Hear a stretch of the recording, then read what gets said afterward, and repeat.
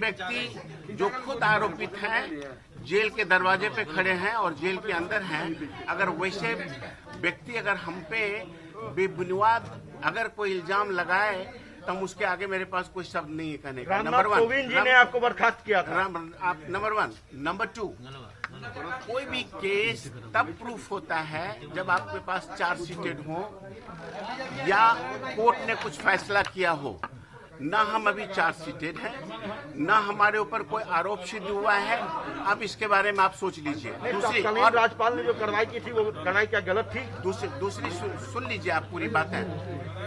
कार्रवाई जो की गई थी, हम ये नहीं कहते कार्रवाई जो, सुन लीजिए, जो चीज हुआ है उसके बारे में सत्यता जान लीजिए, सत्यता उसके बारे में जान लीजिए।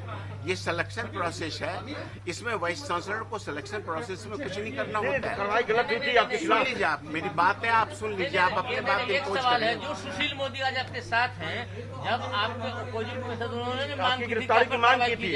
अब आप उस देखिए, सवाल होता है कि हो सकता है कि उनको किसी ने मिस ब्रीफिंग किया हो सुशील मोदी को। नहीं, हम ये नहीं कह रहे, हम ये कह रहे हैं कि जो सत्यता थी उसको जानिए आप। ये सिलेक्शन की बात थी और वाइस चांसलर कहीं सिलेक्शन कमेटी में नहीं आते, वो चेयरमैन होते हैं। हर सब्जेक्ट का एक कमेटी एक्सपर्ट होता है और एक्सपर्ट डिसाइड करता है क्या करना है क्या नहीं करना है। और ये भी रिलेशन था क्वालिटी एजुकेशन का। अगर if you want to have a quality education you definitely have a good teacher. विपक्ष तो ये भी कह रहा है कि आपकी पत्नी की जो घटना हुई थी उसमें भी आपकी संलिप्तता। अब आप उनसे पूछिए विपक्ष के साथ, अगर उनकी पत्नी भी इसी तरह मर जाए, क्या अगर हम उसके बारे में ये बात कहें तो उनको शोभा देगा? और जिस किसी ने ये बात कहा है उसके पास आज लीगल नोटिस उनके जा रही है और हम 50 करोड़ का मानहानि दावा ठोक रहे हैं। तेजस्वी यादव ने कहा कि आपसे बहस करने को तैयार है खुले मंच पर। बिल्कुल, अगर तेजस्वी यादव को वो बड़े नेता हो सकते हैं, लेकिन हम बड़े खुश होंगे अगर एक इन फ्रंट हमारे टेबल पे बैठ के एजुकेशन के बारे में बात करें, एजुकेशन के बारे में बात करें। आरोप आपके ऊपर गंभीर है। बिल्कुल आरोप नहीं है, बिल्कुल चौधरी है। मेवालाल जी आपकी प्राथमिकता है? बिल्कुल। अब ये हो गया सर, आप स्टार्ट कीजिए सर, स्टार्ट कीजिए। मेरी पहली प्रायोरिटी जो होगी, हमको ये देखना है कि हमारी प्राइमरी एजुकेशन में, मैंने कहा ना आपको, ग्रॉस इनरोलमेंट इंडेक्स के बारे में हमको इस पर सोचना है। आप देखेंगे 15 साल पहले हमारी शिक्षा की क्या स्थिति थी और आज क्या स्थिति है। आज कितने बच्चे 15 साल पहले बाहर रहते थे और कितने बच्चे आज बाहर रह रहे हैं। दूसरा, हम क्वालिटी एजुकेशन के बारे में बात करते हैं। ये क्वालिटी एजुकेशन तब होती है जब हमारे पास क्वालिटी इंफ्रास्ट्रक्चर हो और जो भी टीचर हो उनका भी नॉलेज अपग्रेडेशन की जाए। एजुकेशन एक ऐसा सब्जेक्ट है जिसका ज्ञान वर्धन हमेशा होनी चाहिए। वैसे स्थिति में जितने भी हमारे डिपार्टमेंट के द्वारा, विभाग के द्वारा टीचर्स ट्रेनिंग कॉलेज खोले गए हैं, उस टीचर्स ट्रेनिंग कॉलेज को अगर जरूरत होगी तो रीओरिएंटेशन करने की, तो हम लोग हमारे ऑफिसर के साथ बैठ के हम लोग इस पे बातें करेंगे। और बात करने के बाद अगर सिलेबस में कोई चेंजेस करनी है या अगर हम लोग फील करते हैं कि इसकी अपग्रेडेशन की जरूरत है, वो उसके लिए हम लोग काम करेंगे। दूसरा, मेरा विचार सुनिएगा। जो हम अभी ये विचार अपने ऑफिसर्स के साथ बात करके हम माननीय मुख्यमंत्री जी के पास जाएंगे।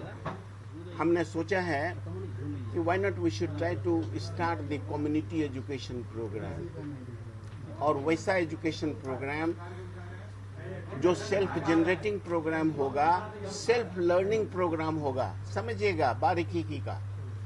हम कह रहे हैं कि हम लोग इस तरह का एक कम्युनिटी एजुकेशन प्रोग्राम करना चाह रहे हैं जो self generating and self learning हो।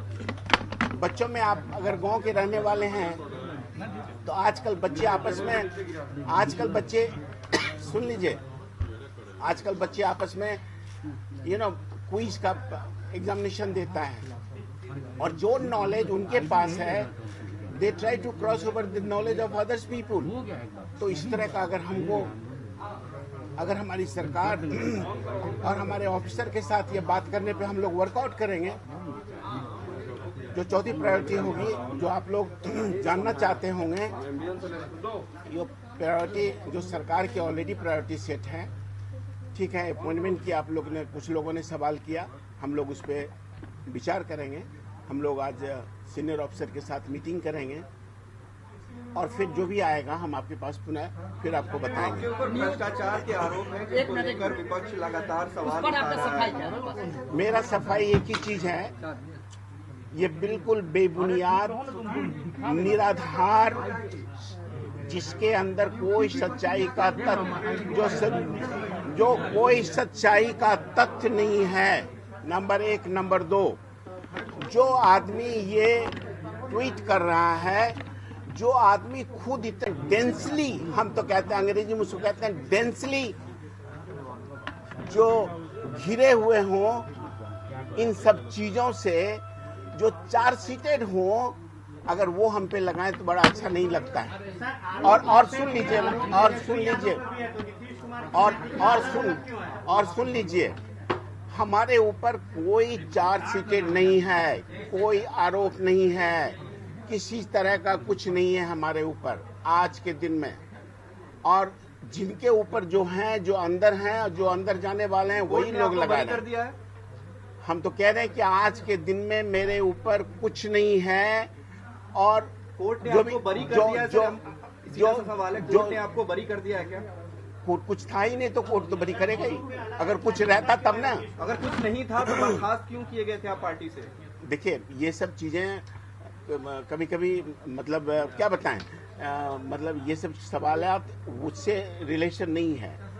सवालात ये है कि हम एक ही चीज को रिपीट कर रहे हैं कि मेरे अगेंस्ट कुछ है ही नहीं, कोई तथ्य नहीं है, निराधार है, बेबुनियाद है और कुछ नहीं। सर, ये तो आपका दावा है, लेकिन मामला कोर्ट में अभी भी लंबित तो मामला कोर्ट में लंबित है, उसका इंतजार कर लीजिए ना आप, उसके बाद सवाल कीजिएगा। जब मामला कोर्ट में लंबित है तो आप इंतजार कर लीजिए ना। अभी कैसे आप कैसे, आप सुन लीजिए, आप सवाल ये है, एक सवाल ये है,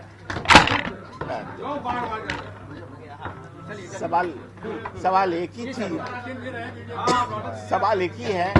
आप लोग खुद अगर अपना इंफ्रा ड्रॉ कर लें तब तो कोई बात ही नहीं है। हम जब एक सवाल में जवाब दे दिए, इसके आगे कुछ नहीं होता है। Thank you very much. आपकी पत्नी की मौत के मामले में भी कुछ लोगों ने आरोप लगाया कि उसमें भी आपके अच्छा भाई साहब, क्या जवाब देंगे?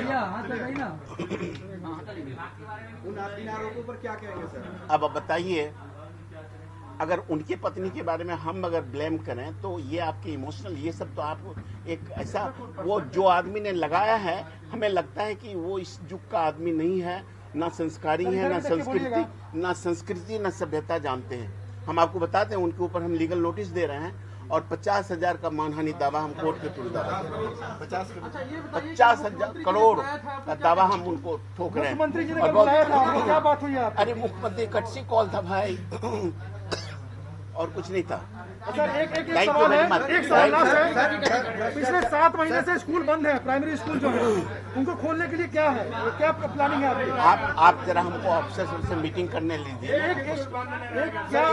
स्कूल बंद है। देखिए सुन लीजिए, अब हो गया। अब आइए सब्जेक्ट शिक्षा के ऊपर आइए। कोई पूछ रहे हैं स्कूल कब खुलेंगे? देखिए सुन लीजिए। देखिए, अभी कोरोना काल है, ये ऐसी महामारी है जो पूरा विश्व इससे घबरा गया है।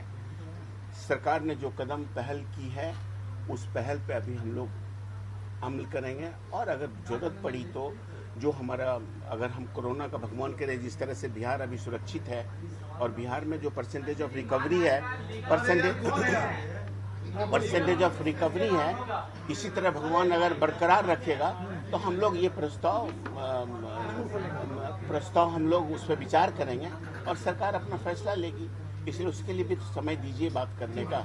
आज हम बैठे हुए हैं और आप ये सवाल कर रहे हैं। एक अंतिम सवाल सर, नियोजित शिक्षकों के बारे में जो पहले से धारणा, उनको कैसे संतुष्ट करें? अब आप देखिए, ये ऑफिशियल्स क्वेश्चन है। अभी हम जब तक कोई फाइल देख करके कुछ बात नहीं करेंगे तो कंक्रीट आंसर देने में असमर्थ हैं। ठीक है सर, सरकारी और हम आप लोग से यही निवेदन करेंगे। सुन लीजिए, सुन लीजिए, सुन लीजिए।